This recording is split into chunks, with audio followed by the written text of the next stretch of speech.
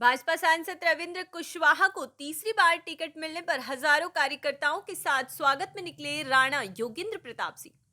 रेवती बलिया सलेमपुर लोकसभा क्षेत्र में भाजपा द्वारा लगातार तीसरी बार सांसद रविंद्र कुशवाहा जी को टिकट देने के बाद आज सांसद जी द्वारा वांसली में स्वागत समारोह किया गया, जिसमें हजारों समर्थकों द्वारा माननीय सांसद रविंद्र कुशवाहा जी का स्वागत किया गया।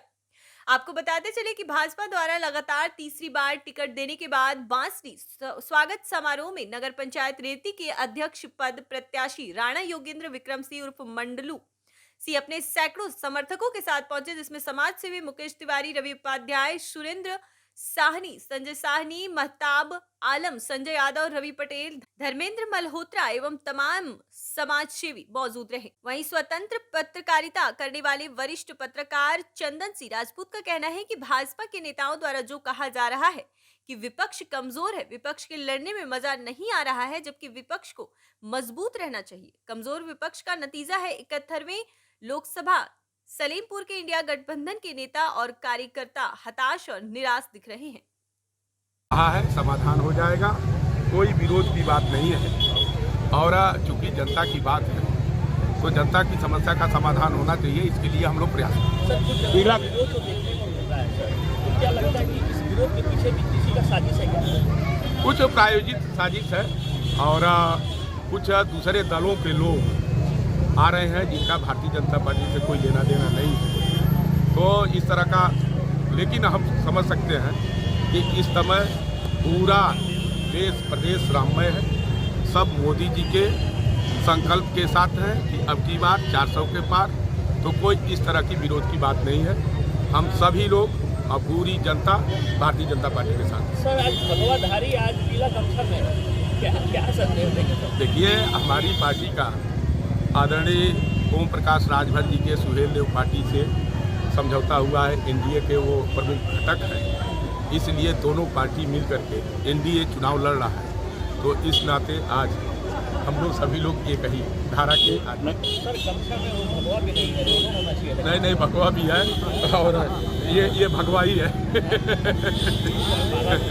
हाँ। तो सर, विरोध भी तो उन्हीं ने किया था आपका सर, और उसी दिन से ये इस तरह की देखिए, चुनाव के पहले बहुत सारी पार्टियों का विभिन्न क्षेत्रों पर दावा रहता है, लेकिन फिर पार्टी हाईकमान तय करता है।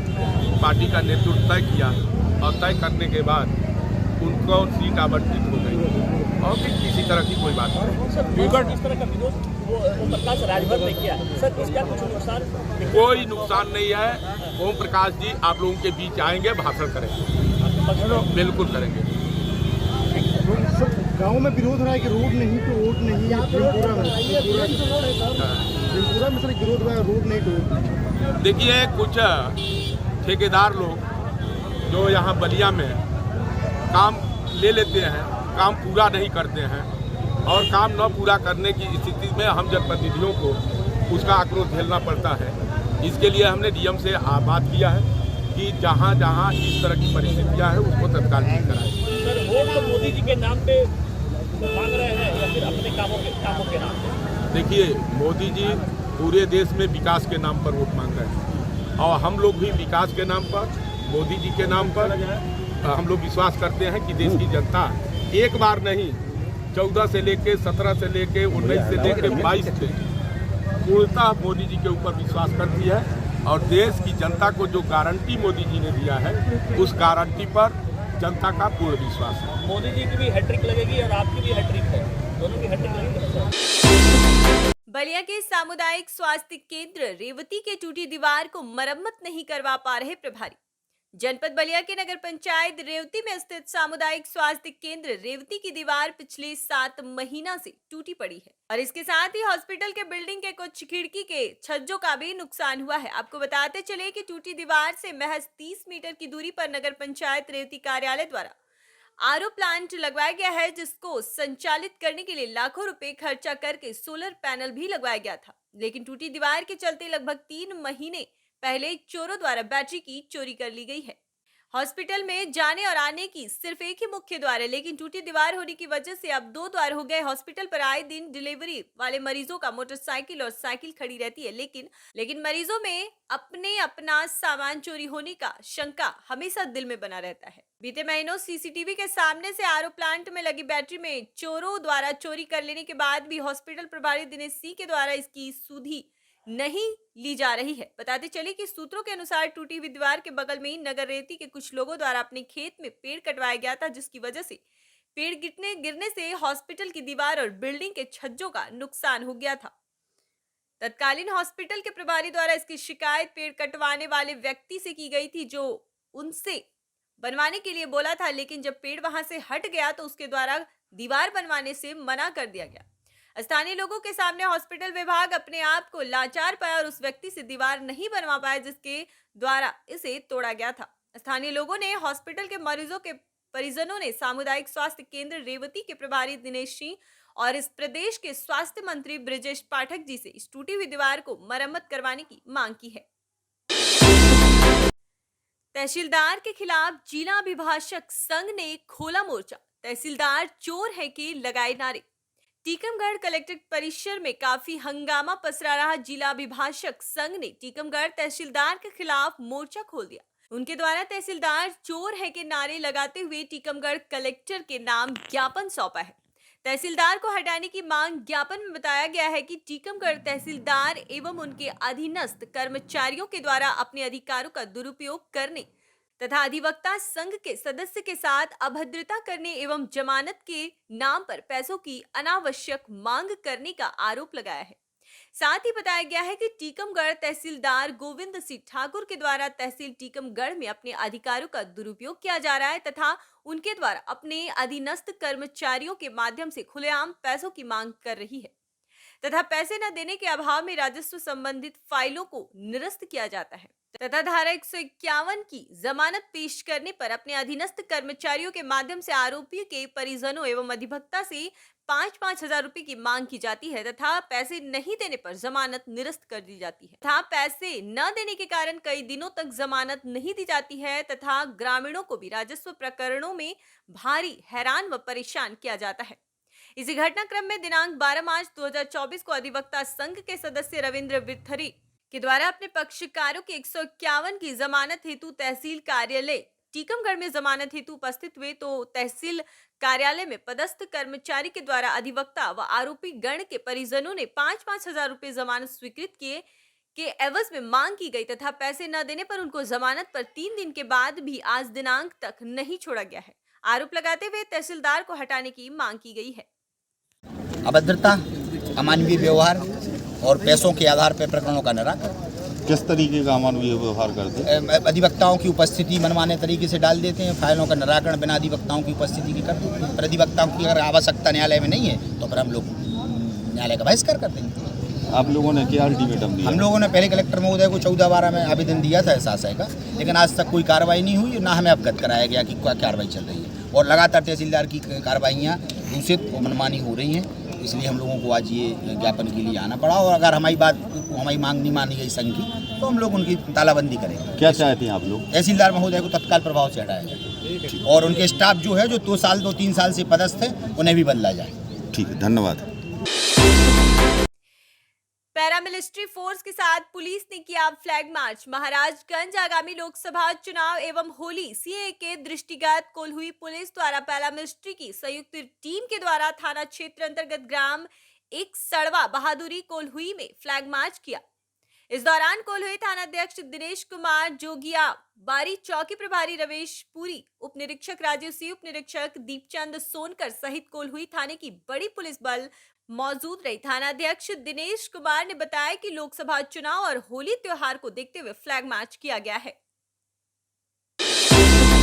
यमुनानगर में एक निजी स्कूल के द्वारा स्कूल परिसर में बनाई गई 14 दुकानों में बिजली चोरी की शिकायत मिलने पर मुख्यमंत्री उड़न दस्ते की टीम ने गुरुवार दोपहर को छापा मारा, जिसमें 10 दुकानों में से 4 दुकानों के सब मीटर को स्कूल के मीटर से सप्लाई दी जा रही थी, जबकि 6 दुकानों पर सब मीटर भी नहीं लगे मिले। मौके पर जांच के लिए बिजली विभाग व निगम अधिकारियों को भी बुलाया गया। मुख्यमंत्री उड़न दस्ते के जांच अधिकारी दिनेश शर्मा ने बताया कि मुख्यमंत्री उड़न दस्ते की टीम ने शिकायत मिलने पर यमुनानगर के कमानी चौक के नजदीक स्थित शिव शंकर देवी भल्ला स्कूल में छापा मारा। मौके पर पाए कि स्कूल के किराए के लिए बनाई गई 14 दुकानों में से 4 दुकानों पर ही किराएदारों ने अपने बिजली के सब मीटर लगवाए हुए थे, जबकि अन्य 10 दुकानों में से 4 दुकानों पर सब मीटर लगे थे और 6 दुकानों पर सब मीटर नहीं लगे हुए थे। स्कूल में लगे मीटर से ही इन 4 दुकानदारों को बिजली की सप्लाई दी जा रही थी। सूचना के आधार पर पंचकुला मुख्यमंत्री उड़न दस्ता स्टाफ को सूचना मिली थी कि SSDBS स्कूल ITI चौक के पास स्कूल है, जिसने आगे कई 14 दुकानें बनी हुई हैं। उन्होंने अपने मीटर से आगे सब मीटर लगवाए हुए हैं दुकानों पे। यदि चेकिंग की है तो बड़ा तगड़ा कपला मिल सकता है, जो जिस बिना पर बिजली विभाग व निगम विभाग को साथ लेकर के रेड की गई। जो SDO साहब ने मौका पर आकर बताया भी ये सब मीटर नहीं दे सकते। जो उन्होंने अब चेक करने पर पाया गया कि टोटल दुकानें 14 हैं, जिनमें से 4 दुकानों पर मीटर अपना लगाया हुआ है और 10 दुकानों के ऊपर चेक किया गया। जो 6 दुकानों के ऊपर सब मीटर पाया, 4 दुकानों पर कोई मीटर नहीं। जो अब उन्होंने अपनी अपनी नियमानुसार कार्रवाई अमल में लाई गई। निगम द्वारा भी नोटिस देने के बाद अपनी अपनी कार्रवाई लगाई जाएगी। जैसा दोष मिलेगा उसके खिलाफ कार्रवाई में लाई जाएगी। कब से चला था ये तो देखने पता लगा, काफी दिन से चल रहा था। हमारी तो अब रेड हुई है, हमारे को तो अभी पता चला। बिजली भी नहीं थी, बाद में लाइट आई है, हो सकता है बंद भी हो। भारतीय जनता युवा मोर्चा नगर अध्यक्ष एवं पार्षद सत्येंद्र सिंह चौहान का प्रेस क्लब में किया गया स्वागत अभिनंदन। आसिंद कस्बे के प्रेमनगर कॉलोनी स्थित नवनिर्मित प्रेस क्लब कार्यालय में भारतीय जनता युवा मोर्चा नगर अध्यक्ष एवं वार्ड संख्या 19 के पार्षद सत्येंद्र सिंह चौहान का साफा बंधवाकर स्वागत अभिनंदन किया गया। वहीं पार्षद सत्येंद्र सिंह चौहान के साथ भाजपा नगर अध्यक्ष अनिल सिंह तंवर का भी साफा बंधवाकर स्वागत अभिनंदन किया गया।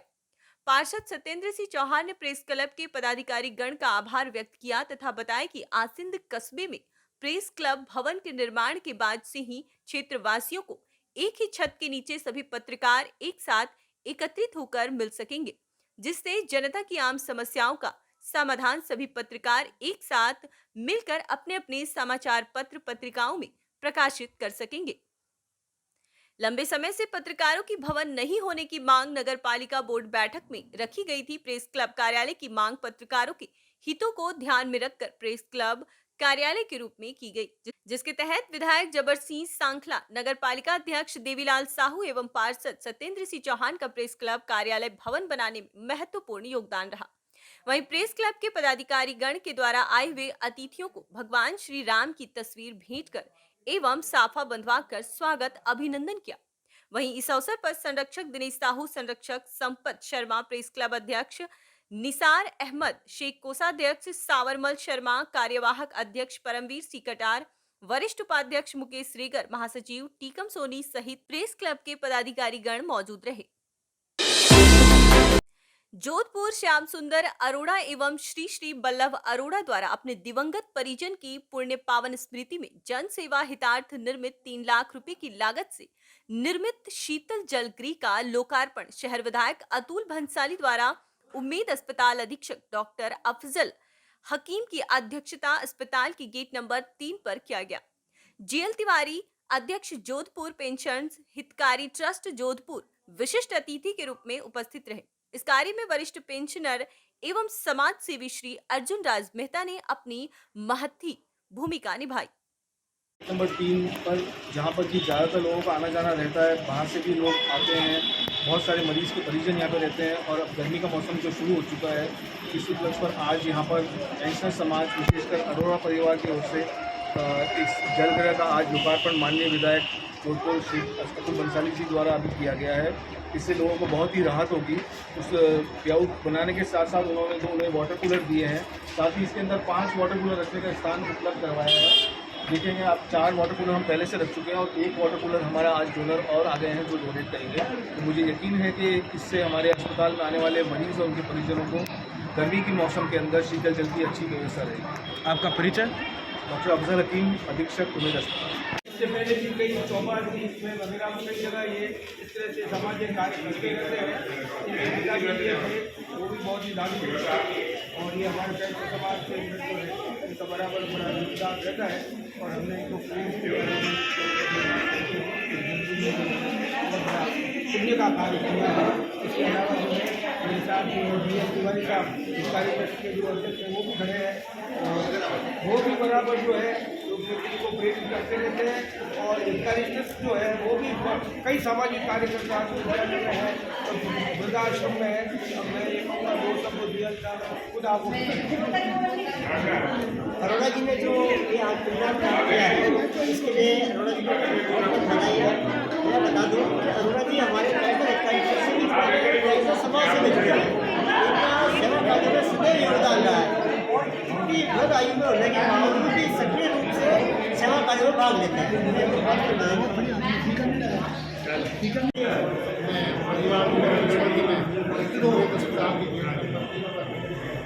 जल सेवा जल मंदिर का उद्घाटन सभी लोगों के साथ मिलकर करने का सौभाग्य प्राप्त हुआ।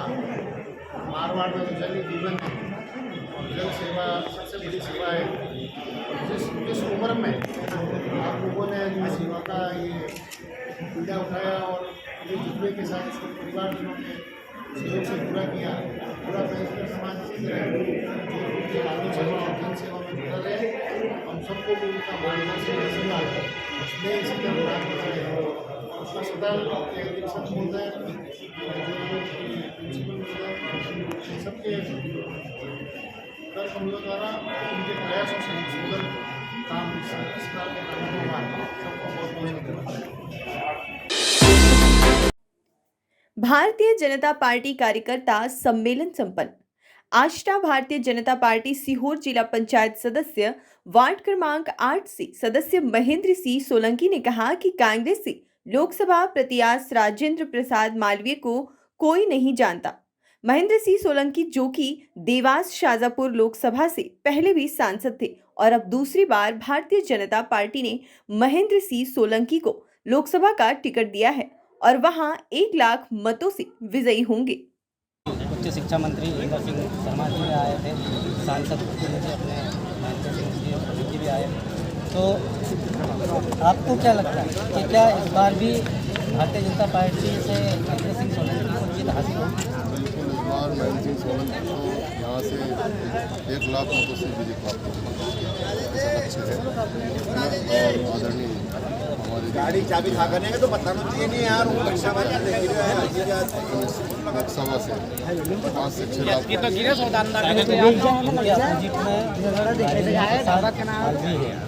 जो कि एक जानी मानी हस्ती है, क्या उनका कोई इफेक्ट पड़ने वाला है?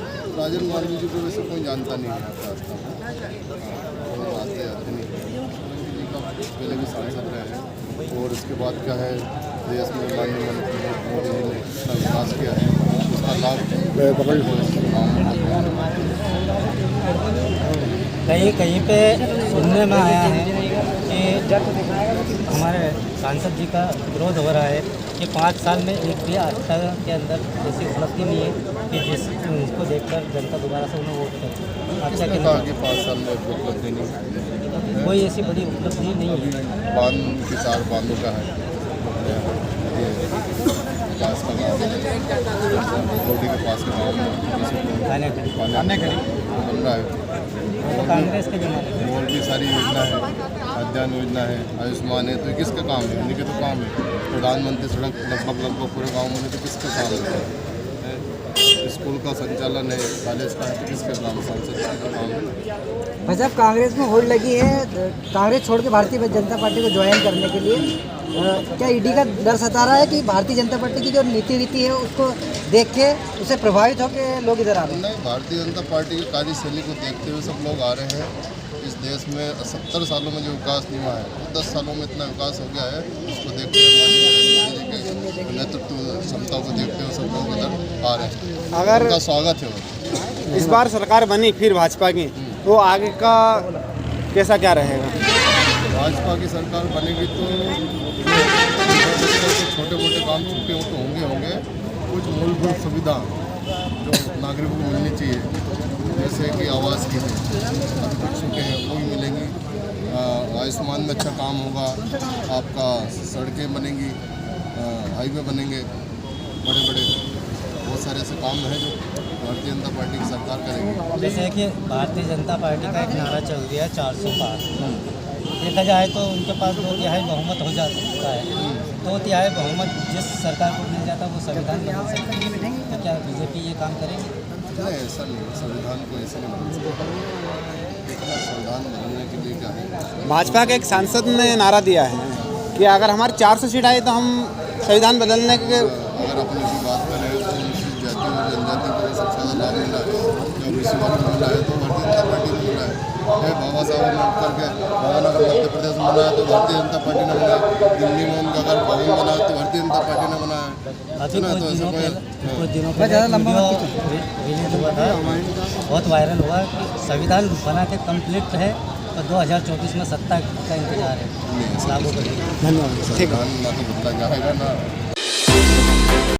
कम्युनिस्ट पार्टी ने घोषित किए लोकसभा प्रत्याशी। बता दें कि बड़ी खबर जनपद जौनपुर से निकलकर आ रही है, जहां socialist unity centre of India communist party ने आगामी लोकसभा चुनाव में अपने प्रत्याशियों की सूची जारी करने हेतु एक प्रेस कॉन्फ्रेंस का आयोजन दिनांक 15 मार्च 2024 को दोपहर 1 बजे से पत्रकार संघ भवन जौनपुर में किया। प्रेस कॉन्फ्रेंस को संबोधित करते हुए कॉमरेड रविशंकर मौर्य, राज्य सचिव SUCI पूर्व उत्तर प्रदेश, ने कहा कि वर्तमान की विषम परिस्थितियों में SUCI पार्टी सड़क से सदन तक जन आंदोलन चलाते हुए जनहितों के लिए संघर्षरत है और आगामी लोकसभा चुनाव में देश के लगभग 22 राज्यों में 151 सीटों पर चुनाव लड़ने जा रही है, जिसमें उत्तर प्रदेश में 5 सीटों पर चुनाव लड़ने का पार्टी ने फैसला किया है। जौनपुर लोकसभा क्षेत्र 73 से कॉमरेड राम प्यारे उम्मीदवार होंगे। इसके अलावा प्रतापगढ़ 39 से कॉमरेड राम कुमार यादव घोषी, 70 बलिया से कॉमरेड विजय कुमार कानपुर, 43 से कॉमरेड बालेंद्र कटियार और मुरादाबाद 6 से इस्लाम अली उम्मीदवार होंगे। प्रेस कॉन्फ्रेंस में जौनपुर से प्रत्याशी कॉमरेड राम प्यारे व प्रतापगढ़ से प्रत्याशी कॉमरेड राम कुमार के अलावा मिथिलेश कुमार मौर्य, प्रवीण कुमार शुक्ल, प्रमोद कुमार शुक्ल, दिलीप कुमार खरवार, श्रीपति सिंह, प्रवीण विश्वकर्मा, विनोद मौर्य, संतोष प्रजापति, अशोक मौर्य, मनोज विश्वकर्मा, शिव भवन सिंह सहित अन्य कई लोग मौजूद रहे। उत्तर प्रदेश पूर्वी के राज्य सचिव, आज ये प्रेस कॉन्फ्रेंस का आयोजन आपने किया है, किस उद्देश्य से किया है आपने? देखिए, जिस तरीके से अभी लोकसभा चुनाव की घोषणा कुछ ही समय बाद या कुछ ही दिन में हो जाएगी और सभी पार्टियां चुनाव लड़ने के लिए मैदान में हैं और हमारी पार्टी जो मेहनत कश वर्ग की पार्टी है वो भी चुनाव लड़ने जा रही है। आज उम्मीदवार की घोषणा आज की है। कौन यहाँ से जौनपुर लोकसभा से कौन किसको लड़ा रहे हैं आप?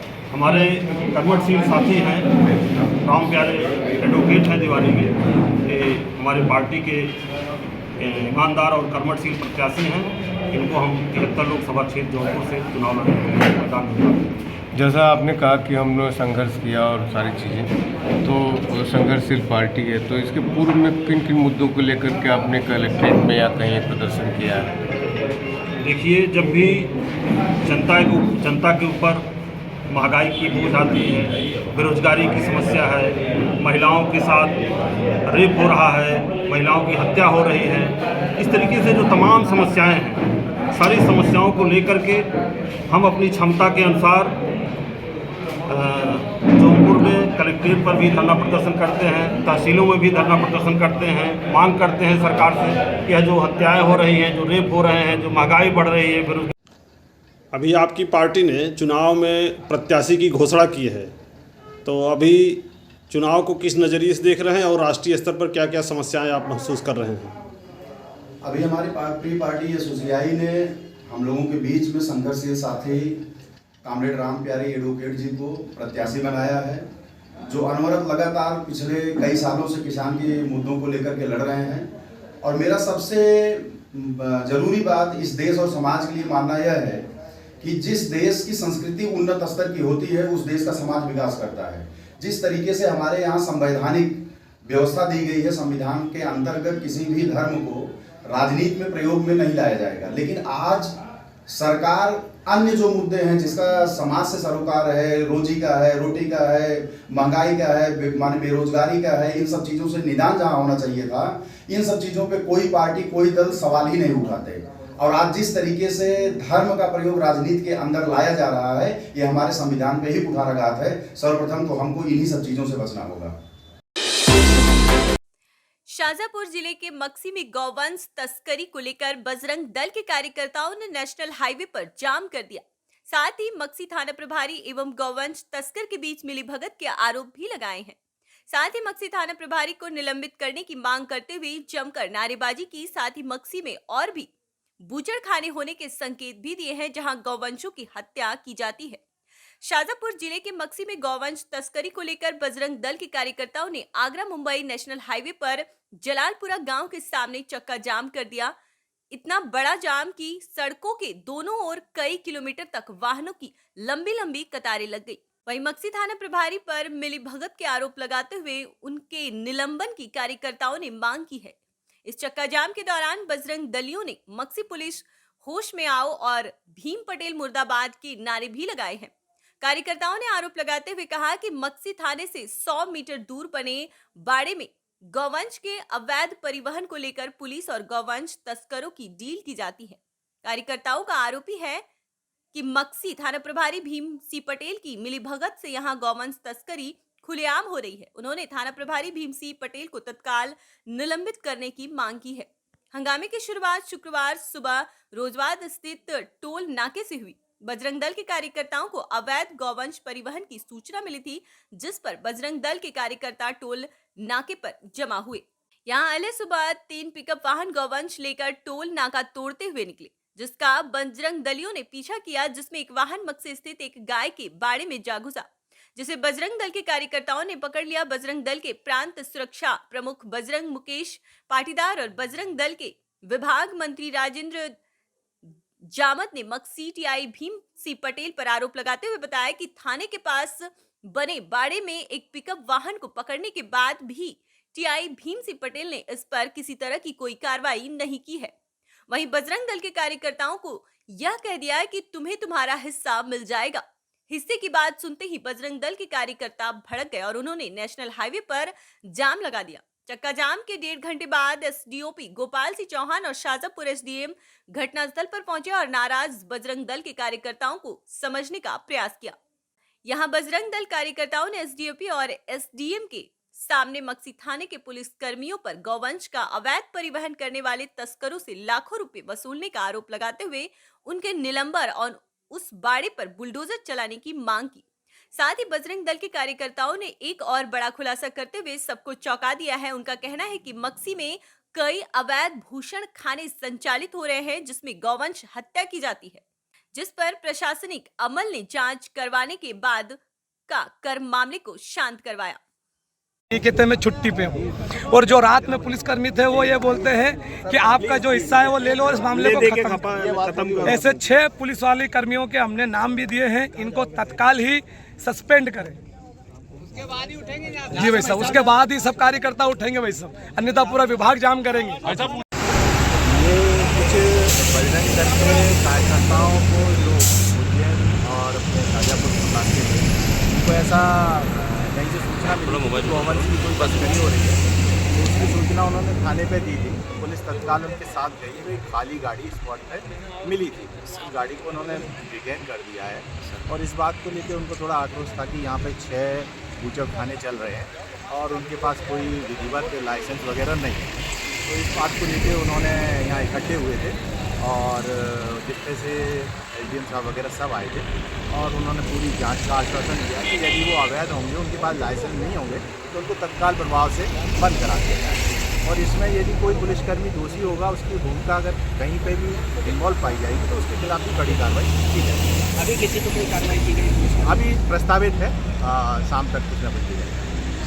बजरंग दल के माध्यम से आज हमने शाजापुर जो हाईवे है उसके ऊपर जाम लगाया था। हमारी मांग थी कि शाजापुर के अंदर से जो है बड़े पैमाने पर जो गोवंश का परिवहन हो रहा है, ये गोवंश का परिवहन रोका जाए और मक्सी के अंदर जो 6 ठिये 7 ठिये जो है अवैध बने हुए जो बूचड़खाने हैं उनको तुरंत तोड़ा जाए, उनको हटाया जाए और जो 6 पुलिस कर्मचारी इस गोवंश को संरक्षण देने में लिप्त है उनके ऊपर कार्रवाई की जावे, जिसमें से 2 पुलिस कर्मचारी जिन्होंने हमारे जिला संयोजक के साथ में लेन देन की बात की, इस प्रकार के व्यवहार किया था, उनको तुरंत हटाने के लिए निर्देश जारी करने का प्रशासन ने आश्वासन दिया है। माननीय इस क्षेत्र के विधायक अरुण जी भीमावत है, वो हमारे परिवार के ही हैं, उन्होंने भी आश्वासन दिया है कि मैं प्रशासन से पूरी सख्ती के साथ में सारी जांच करवाऊंगा और ये सारे काम जो मेरे क्षेत्र के अंदर हो रहे हैं, जो धर्म के संस्कृति के खिलाफ है, उसे बंद कराऊंगा। कितनी देर से बैठे थे आप यहाँ पे? हम यहाँ सुबह से बैठे थे, अब जाके लगभग 2 से 3 घंटे में इन दोनों मांगों को माना गया। इन पुलिस कर्मियों की कार्रवाई चाहते हैं? 6 पुलिस कर्मचारी है, उनके नाम विधिवत हमने प्रशासन को दे दिए। कौन कौन सम्मिलित है? 6 ही बक्सी थाने से संबंधित। पूरा मैंने तो आता ही नहीं है, विश्वास है, पक्का डन है। हाँ वही, ताकि कारण है कि उसके पीछे क्या कि आपके अपनी ट्यूनिंग समाप्त नहीं हो, आप अपन नहीं हो तो भले उनको उधर से मना कर दो, मना कर देते, बोला ना मैंने, बिल्कुल सही बात है। क्योंकि मैं आया हूँ विश्वास पे आया हूँ, एक कारण है कि ये परिवर्तन का दौर है, ये परिवर्तन भी 3 महीने पहले ही हुआ है आप लोगों के माध्यम से, तो ये धीरे धीरे सब साफ तो करूँगा। आपने शाजापुर का देख लिया हर चीज़, अब शुरुआत अपनी हो चुकी है, उस परिणाम तक जाएंगे और ये अपने को 6 से 1 साल के आसपास लगेगा सब चीज़ों को कुछ करने में, और लगेगा तो लगेगा, लेकिन उसको साफ पूरा अपन नेतागिरी 1 साल बाद ही करूँगा। पहले तो ये मिशन ठीक करेंगे अपने जो मिशन है कि नहीं, ये पूरे ठीक करने का आप प्रण भी है, सब कुछ है अपना, ठीक है। चलो बूचड़ खाने वाली बात कर लो, फिर तो मैं कल चीज़ें